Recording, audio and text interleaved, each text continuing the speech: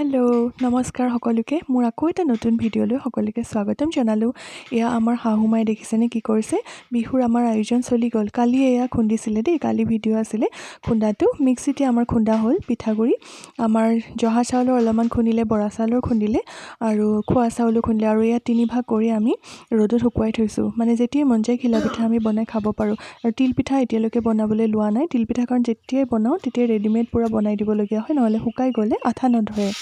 আৰু এয়া মই দিনৰ সাজৰ আজি খাবলৈ বনালোঁ। মায়ে বইল কৰি দিছিলে ফুলকবি, ওলকবি আৰু আলু, সেইখিনিকে মই আকৌ ফ্ৰাই কৰিলোঁ। আৰু এয়া মই বৰালি মাছ মই ফ্ৰাই কৰিছোঁ আৰু অকণমান তেল আৰু হালধি আৰু তেল, হালধি আৰু নিমখ সানি লৈছোঁ। তেতিয়া মানে ভালকৈ মানে ফ্ৰাই কৰিব পাৰি, নহ'লে খুব ফুটে। আৰু অকণমান তেলৰ পাকতো যদি নিমখ দি লয়, বেছিকৈ ছটিয়াই লয়, তেতিয়াও বৰালি মাছটো বৰ এটা বেছিকৈ নুফুটে, নহ'লে এয়া বাকলি নথকা মাছ বহুত ফুটে।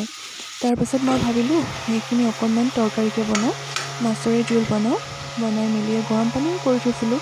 গৰম পানী অকণমান দিলে বেছি ভাল হয়। তাৰপাছত এই ফ্ৰেছ উৰহি অনা আছিলে আমাৰ, একদম মানে জেঠাই ঘৰৰ হয়, তেওঁলোকৰ নিজৰ ঘৰৰ, তেওঁলোকে দিছিলে এইখিনি। খুব ধুনীয়াকৈ ভাজি বনাবলৈ ল'লে। এয়া মাছৰ জোল দেখিছেনে, ধনিয়া অকণমান দি ৰেডি কৰিলোঁ। আৰু এয়া মই কুটিলোঁ উৰহি, আলু, আৰু সেইখিনিও ভাবিলোঁ অকণমান শুকান ফ্ৰাইকৈ কৰোঁ ভাজি।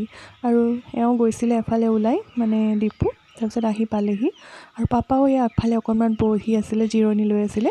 ভাত পানী খাই সকলোৱে জিৰণি লৈ আছিলে। তাৰপাছতে সকলোৱে বহি তেনেকৈ ৰ'দৰ আমেজ ল'লোঁ। মই ভাত পানী খাই অকণমান গান শুনিলোঁ, যিহেতু মই গান শুনি খুব ভাল পাওঁ। আৰু বাৰান্দাতে অকণমান বহিলোঁ, ৰ'দৰ তাপো ল'লোঁ। আৰু সেয়া এনেকৈ দিনটো আজি পাৰ কৰিলোঁ দেই। তাৰপিছত এতিয়া অকণমান সন্ধিয়া ওলাম, অকণমান ফুৰিবলৈ যাম। আজি ভ্লগটো ইমানতে শেষ কৰিলোঁ। Bye bye.